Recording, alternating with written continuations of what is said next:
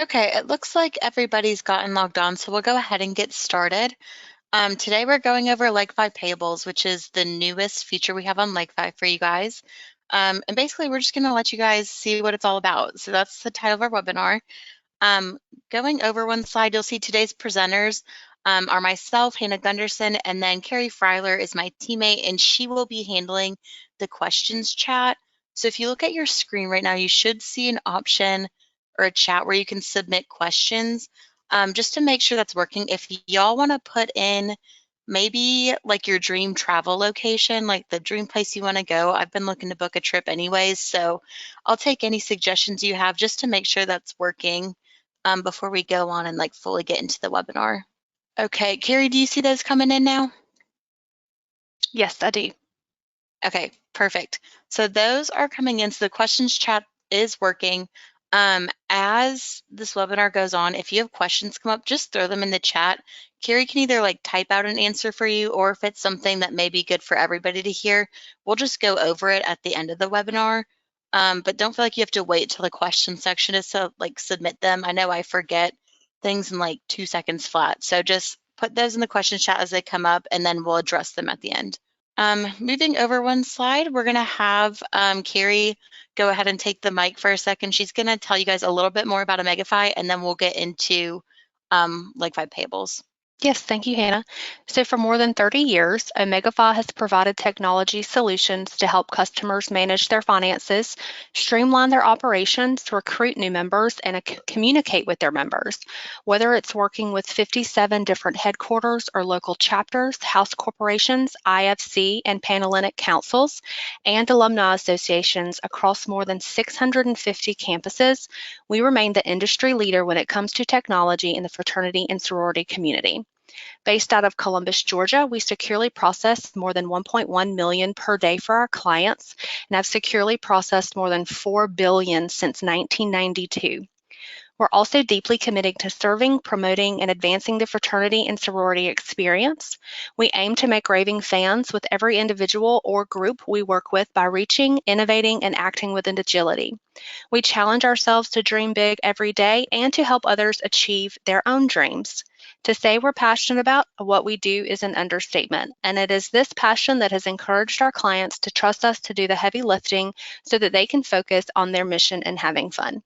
Thank you, Carrie. Okay, so here's the webinar agenda for today. It's going to be a quicker one than most of our webinars just because we're only going over the one tab instead of going through all of LegFi. So we're going to start with the payables tour. Hopefully you guys have maybe looked at it, or if not, this will be a good show for you guys. I'm going to be able to see everything new that's been put out there for your chapters. So we're going to go tour through it. I'm going to give you an example of how you can use it just to kind of get you guys thinking how you can start incorporating this into your day-to-day.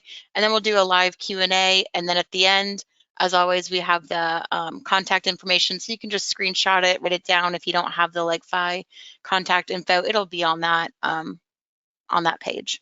So let me switch over to LegFi and we can go ahead and fully get started. Okay, so what you guys should be looking at is the payables test org you can see up here. This is, as it says, a test organization, and it's usually managed by our IT team, and they were very generous and let me use it for this webinar. Because of that, I'm not going to edit too much in here, but I will show you how you can edit. I'm just not going to save anything because I don't want to ruin anything they have going on as they're developing all these features for you guys, updating it, adding more, etc. But no matter what, when you guys log into your LegFi account and you go down to the payables tab over here, it's now under transactions. This is the dashboard you're going to see, and it gives you a really quick overview of like outstanding bills you guys have, as well as like the payments you attach to them that are upcoming, maybe payments that need to be approved. You can see all of that here. So up in this top section, you'll see unapproved items. Actually, I'm going to start down here because I feel like it would make more sense to go in this circular order. So down here, you're going to have your unpaid bills. So basically, anytime you have a bill from like a vendor, so let's say you have to pay like a caterer, or you have maybe a cleaning staff that cleans your property and you need to pay them, all of those bills and invoices you're going to upload, and if they're not paid, they're going to show up down here in this section, unpaid bills. You're going to see that there's 3 columns. One will say bill balance, one will say upcoming payments, and one says in process.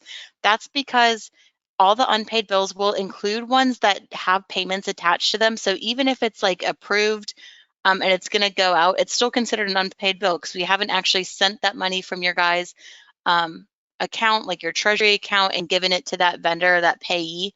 So it's still going to be unpaid. Same with if it's in process. So maybe I had one approved to go out today and it's pending, but it's going to go through at 5 o'clock this evening. It's still considered an unpaid bill until that payment goes through in process. So you can see these different columns. It'll outline that for you. So anything that's not been paid will be here. And then you can see if you're thinking like this payment to John was supposed to go out, and we'll pretend the date is today, not an older one.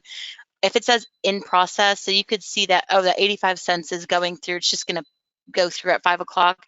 It'll show up here. So that way, you know, you don't have to like add another payment, but it is just letting you know it hasn't been paid yet. So those will be all the bills down here.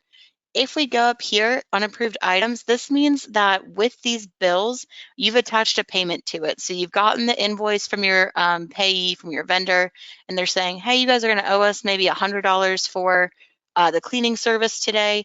And you go ahead and attach that payment to the bill. So you're like, yep, I'm good to pay you guys $100 maybe on June 1st. You could add that payment. It'll show up here in unapproved items until you approve it. So I'm going to switch over here because I think this is a example that'll show both things that I need. This is the same box that's going to be right here. It just has two different examples. If a payment's unapproved, it'll either have this green approve box where you can go in and click it and that approves it, or it'll say pending approval, which means you did your part approving it if you're somebody who has permissions to approve a bill, but it's still requiring a second person to approve it. So I'll show you later in the webinar how you can kind of set up those checks and balances for this payables feature. So if your chapter, you're like, you know what, no matter what, we always want our president and our treasurer to have to approve a payment. We need two signatures. It may show up like this. So if you're the president, you clicked approve, now it's saying pending approval. We're waiting for your treasurer to go in and do their approval as well before the payment can be sent out. So here you'll see anything that's unapproved. You could see like me logged into this test account. I've already done my part, but I'm waiting on other teammates, or if it was like a chapter, it'd be like other officers to go in, maybe an advisor to do their part and approve it. Once that's done, it'll go down here into upcoming approved payments. So that means the payment has been attached to one of these bills. All the approvals that we need are in there. It's just waiting to be sent out because it's not due until, if we're using the same example, like June 1st. So you'll be able to look at these three things and get kind of like a quick overview of what you guys have going on for your chapter. You're also going to be able to see this aging bill summary. So with this test account, you can imagine we are not doing a great job paying things just because it's not real money and we don't have member payments coming in or different things to pay these bills. So we have a lot of unpaid ones, but you'll be able to see the aging summary right here. You can see this one is 31 days, or yeah, 31 days to 60 days past due. This one is 0 to 30 days. If you wanted more information, if you're like, this is a good overview, but I want to know what this 31 to 60 days, what those bills are really quickly, you can click this aging detail report button here. It's going to load for a second, and then you'll be able to see all the payees' names right here, the total, and then here is that like 30, 60, 90, 91 plus, how past due it is, and you can kind of manage that there. And then I just clicked this dashboard button to go back, but I will show you too, if you want to click this back button to go back, it brings you to the same page. I just am in a habit of clicking these tabs up here. The other thing I do want to show you on this dashboard is both add a bill and quick pay. So if you're looking through these unpaid bills and you're thinking, you know what, there should maybe be another bill to Hannah Gunderson, which is kind of weird for me to say because that's myself, but maybe there's like another bill owed to Hannah Gunderson, you can click add bill right here. It'll let you select the payee, so I can go down to Hannah Gunderson. I can choose the invoice date, the due date. If there's an invoice number, you can put it in there. If not, like maybe this is just like a one-off payment, or they don't have invoice numbers on their invoices, you know how every different vendor is kind of different. You could leave that part blank, but you'll fill in these that have the little asterisks right there. And then what you'll do is you'll add a line item. So each bill that you add has to have at least one line item. So you can't have a bill with no line items because then you're pretty much paying nothing. So if it's not like an itemized invoice that you get, then you'll just put whatever the balance is all in one. You'll put the amount here. So maybe it's $20. And then you can choose the expense account. So these will vary based on your organization. You may or may not know this, but you do get to set your expense and income accounts for your chapter under the budgets tab. So this should all be set to however you guys like to run your chapter or your organization, and you'll be able to go in here and pick the expense. So maybe it was maybe I'm a photographer and this is for composites. So you could go ahead, create the line item. If you need to edit it, you just click the pen. If you want to delete it, you can click delete. Or if this is a longer itemized invoice, maybe I do a lot of things. Maybe I do composites, but I also do, let's see what options are in here. Well, kitchen equipment, maybe I also cook. So you could create a line item, and that way you can itemize the different expense categories going to the same person or the same organization. Once that's done, down here you can add a note. So not required. I think it's always good to add a note that's just clarifying, because a lot of times in the moment you're like, I know exactly what this is, but maybe 2 officers from now, or maybe there's just 1 officer from now, a year from now, they're going to do like your 990s, or they're looking at things and they're trying to figure out what this was for. A note always just gives them more information. So I recommend just putting a little note in there if you can. And then you can upload files. So if you have the invoice, then you'll be able to go ahead, upload it there, and that way that image will always be with this bill. And then you can also see, it'll be itemized here, but you also see that like digital copy, that PDF of the invoice in the vendor, whatever else it may be. Once that's done, you'll go ahead and click create bill, and it's gonna create the bill like they show up down here. So it would go under this unpaid bill section. And then from there, you'll be able to add a payment, which I'll show you in a second. The other option up here is quick pay. So maybe you don't want to go ahead and add a whole invoice. You just have to make a quick payment to somebody. You can click quick pay. That is a tongue twister. And then click this pay button, so you'll be able to select the person. So if I select myself, Hannah Gunderson, it would be here. And we're just going to pick the pay on date. So maybe it is today. We're paying from our operating account that has $69 in it. The amount would be like $10 maybe, just a quick payment to have to pay. Again, you can add a note and you can upload an image, but you're not going to have to fill out all those other fields. You're not going to have to itemize it out. This is just going to be one quick payment. Once you fill this out, you'll click add payment, and then that will go ahead and submit it for you once it's approved. So it'll still show up here. You'll have to click approve, and then it'll go through. Any questions on that? I will let you guys submit in the chat for the dashboard before I go on and show you how you can actually like link those payments to the bills and how you can create those other than a quick pay. Okay, I don't see any coming through, so we're going to keep moving. In this payments tab, I can show you really quick. If you know exactly what payment you're searching for, you'll be able to just go to the payee. So if it was myself, I could click this, fill out any other information, search, and it'll show up all the different payments that are connected to my name. But if I wanted to actually like add maybe like a new payment to a bill, we could go here and you can click it. And it's gonna load for just a little bit of a second. Then you'll see down here, it'll say add payment. So this one you can see doesn't have any payments attached to it. So it's just a bill at this point. We haven't authorized to give them any money. We'll click add payment, and then we'll be able to go through here and fill it out. So we'll choose the date that it's going to pay on. So maybe we pay it on Friday. And then we'll choose the account to pay from. So you can see here, this treasury account has $80 in it, but it's giving us this error because there's not enough money. So you would probably have to pick a different account that has that much money. In this case, none of them do, because again, it's a test account. So I'll just adjust the payment amount. Maybe we'll make a partial payment on it. We'll move it to $20. You see that error goes away because there is sufficient funds to pay it. And then for the payment method, it'll be payee's choice, which means once we submit this payment and it's approved, Haddon Services, I believe that's the payee we're under, they get to choose how they're going to receive that money. So if they want a check mailed to them, they will submit their address, they'll get an email, and they'll be able to choose their like preferred payment method. It'll be their address and they can get a check mailed, or if they want it like direct deposited, they can choose that, and then they'll put in their information for an e-check payment essentially.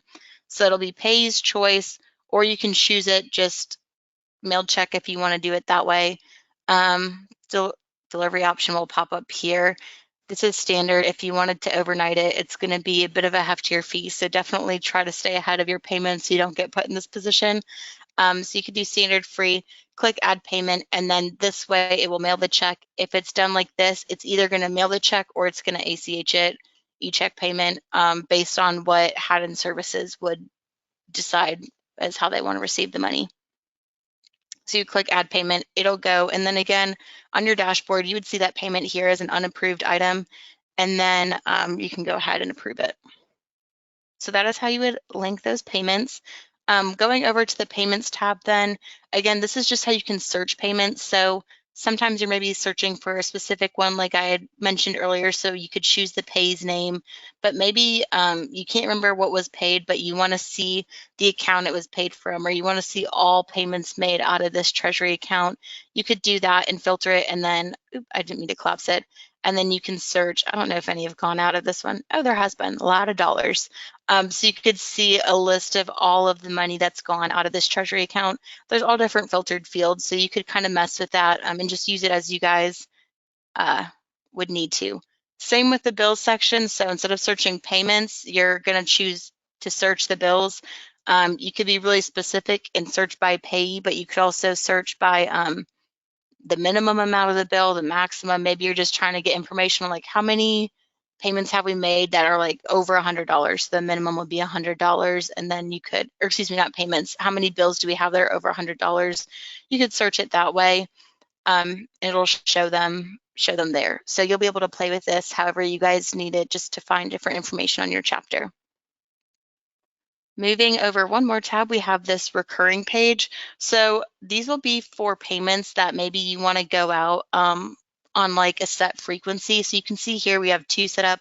This one's set to go bi-weekly, so every other Tuesday it's getting sent. Right now it's inactive because it's turned off, but if it was active, then it would go every other Tuesday. And then we have this one weekly for Wednesdays.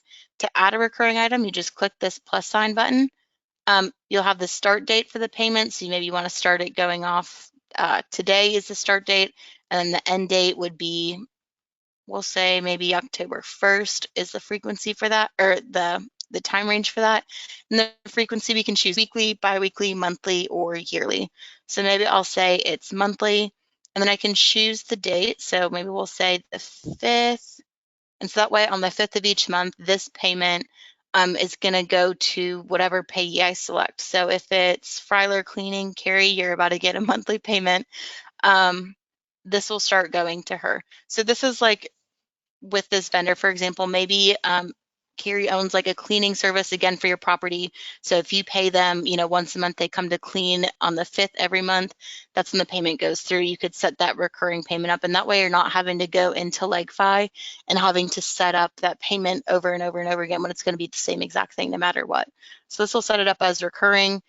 Again, like the payments before, you're going to have to add a line item. So maybe we pay her $150, which I think is definitely underpaying her. I'm really sorry, Carrie.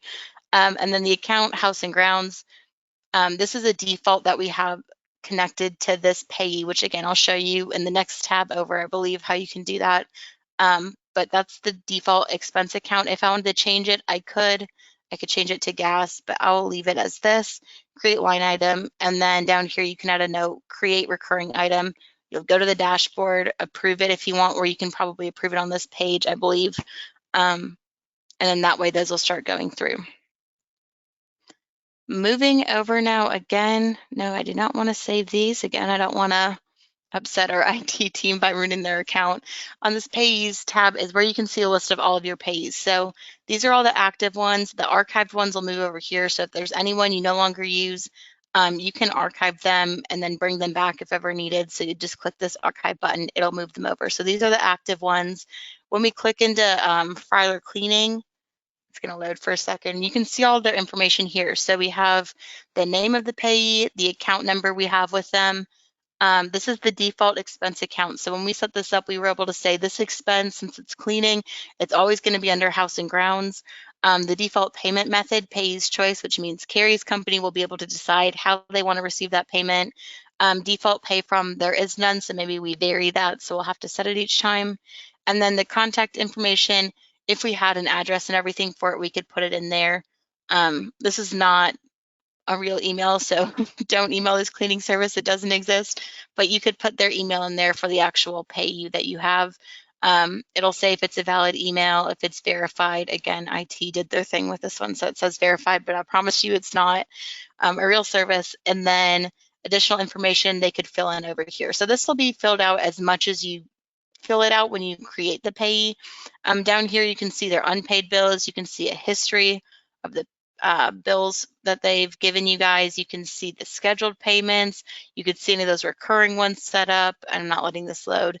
And then same with the payment history. So you could see, hopefully this payment history matches your bill history and you've paid all of your bills. If not, it'll be right here, letting you know that you still have to add a payment to this bill to make sure everything's paid off.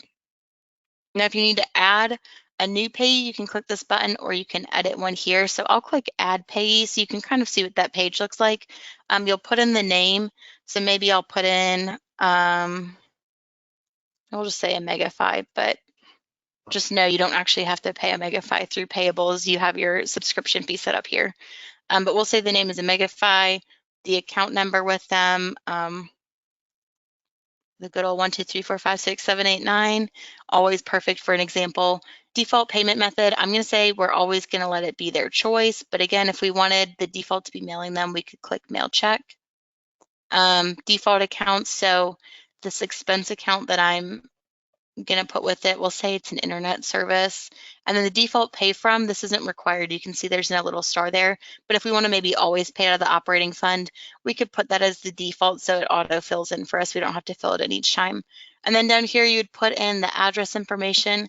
You would think I know Omegafy's address after working here for a few years, but I do not know it off the top of my head. So just know if I had it, I would fill it in here. I want to say it's like 1300 something or 1200 something. I really can't remember, but you'd fill all this in. State would be Georgia, city, Columbus, zip code, probably 31909 if I had to guess. Go through all of this, and then down here again, you can add those additional details. If you want to track it for 1099, you can choose that as yes, but right now it's set as no, and then the EIN can go there. Once all this information is filled out, you'll just click save, and then they will now show up on your list of payees here for you guys to access. So that is the really quick overview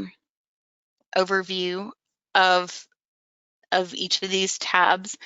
Again, use the second to submit any questions if you have them before I go into the next section. I'm going to give you some examples in just a second. So I'll see if there's any questions. I don't see any coming in. So I will go on to like an example of how you could kind of put this into practice, or how maybe this payables feature works with some of the other features we have in LegFi. And I'm going to do that showing you like through crowdfunding in an event. So let's say you were, I actually created the event already. So under crowdfunding events, let's say we're doing a Omegafy semi-formal. Hopefully you're familiar with this feature. I'm not going to go too much into it, but when you're creating these, you can click into here and you can see this is the event I created. So right now this is for semi-formal. We're saying we're having it at the Powerhouse, so it has the map over here. The organizer is LegFi. Who's going? Nobody's going yet, but hopefully people would buy tickets to my event if this was real. General admission, $50. I know it's a little steep, but hopefully, again, it would be worth it. You could choose the quantity. So as these people pay, if I click edit, you can see that the account that this is going into as people pay for these tickets would go into the treasury account ending in 6394. So as these people pay, it's going in that treasury account. And if we go back to payables, and let's say we have to pay the Powerhouse for the semi-formal event, we could go ahead, add them as a payee.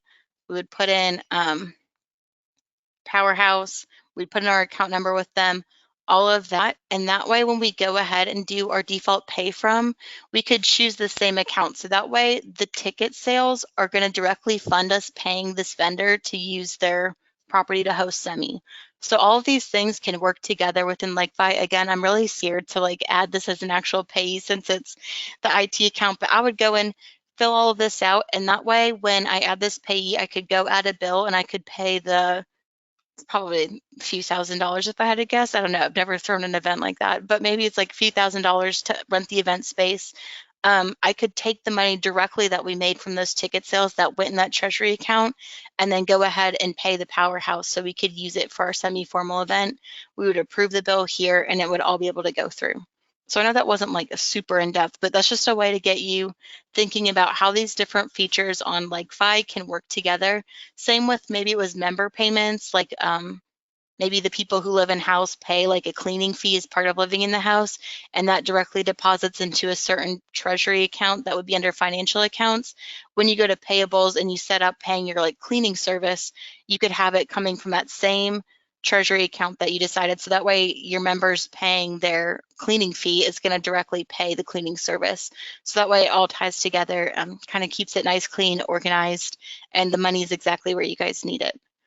Um, any questions on that? And then I'll show you the one last thing I want to show you, which is setting up permissions for payables. No? Okay.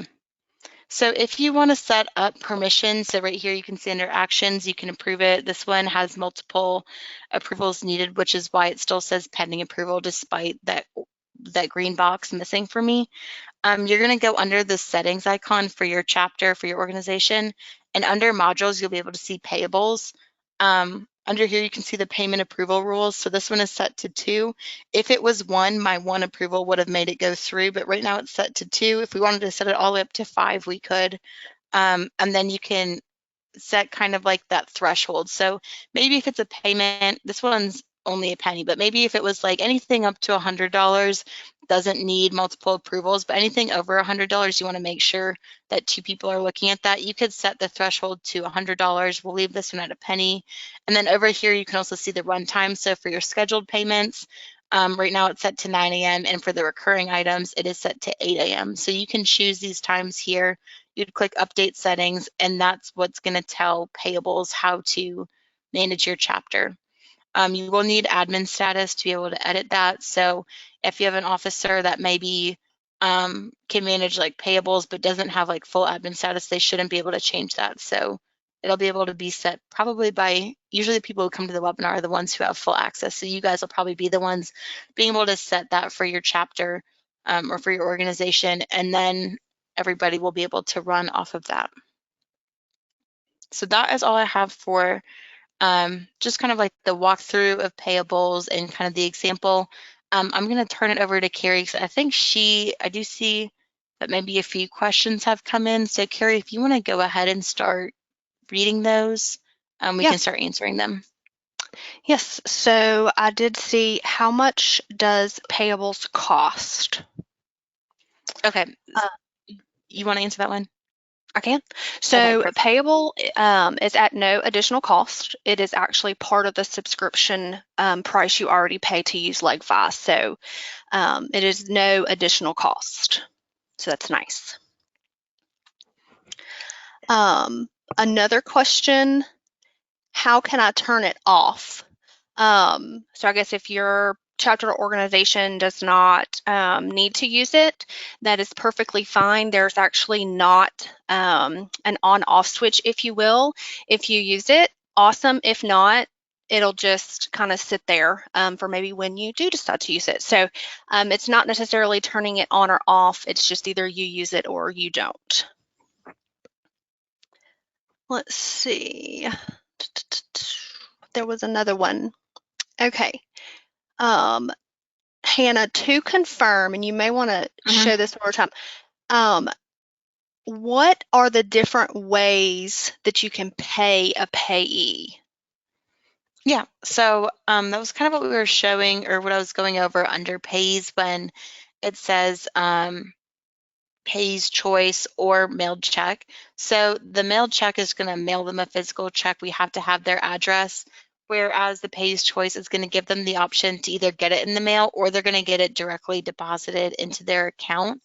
When you create these payees, you do have to add their email address. You can see the email right here was, again, another one of those test emails they use, and that will email your vendor. They're going to have to go into their inbox, they'll have like an email, I believe it's from Stripe, if I'm not mistaken.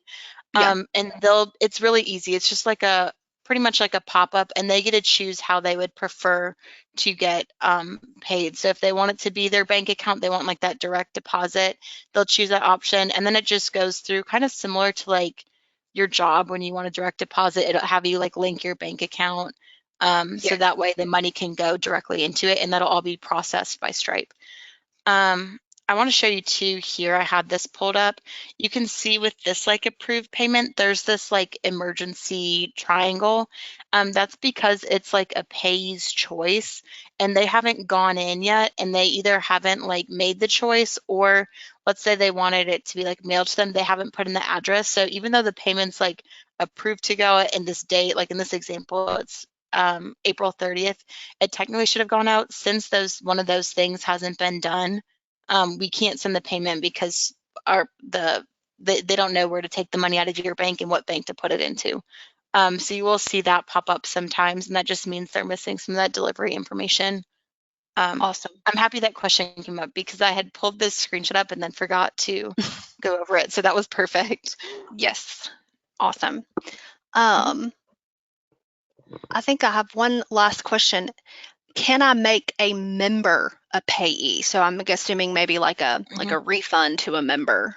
Mhm. Yeah, members can be payees. So you just go again, like under this payee tab. You can click and add them. You'll still have to pull in their information, so it's not gonna like let you choose like a drop down of your members, but you can add them. So if they needed a refund, like maybe they overpaid on their account or you gave them a credit, you can refund them through here, and then you just want to make sure you add like an offsetting transaction to their LegFi account if there was a credit balance, or if it was something like maybe you're reimbursing security deposits. So it's not that they have like a credit balance on their account, but you just have to pay them back when they're moving out of the house. Again, you could just add them as a payee. Just know that you'll have to fill in all that information. It's not going to autofill for you, but you could probably just take like a screenshot of their member info or like Mhm. have it up on a different screen or different tab and then fill in the payee info. Awesome. Hannah, actually, I've got one last Mhm. question that just came in, and this is a good one. Can you pay bills or payees with an external bank account? And I can answer that. Okay. Um, Yeah. Payables is actually designed to be used with treasury accounts. So if you are going to utilize payables, you do have to have treasury accounts linked. So any type of payment that you're going to pay out, it is going to always come from a treasury account. It does not work with external bank accounts. Mhm. Yes.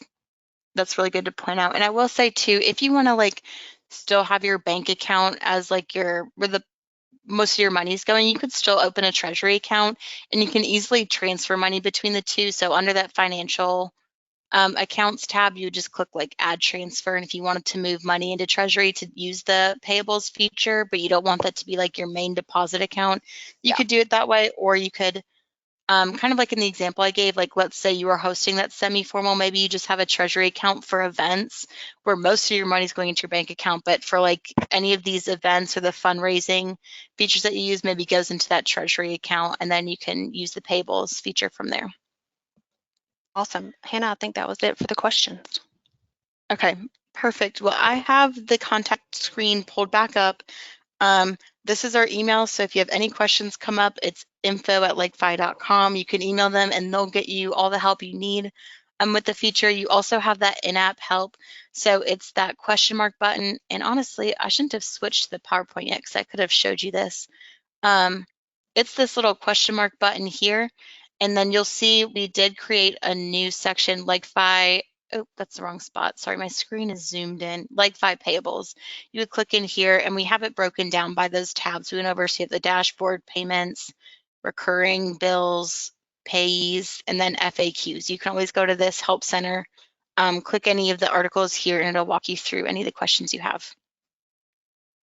But I will go back to the PowerPoint. Again, you can like write down that contact information, screenshot it if you need it. But that is it for today's webinar. I really appreciate you guys joining me today. I hope you learned something and I hope you're excited to start using Payables. It's a really cool feature and our teams worked really hard on it. So we're really excited to share it with you guys.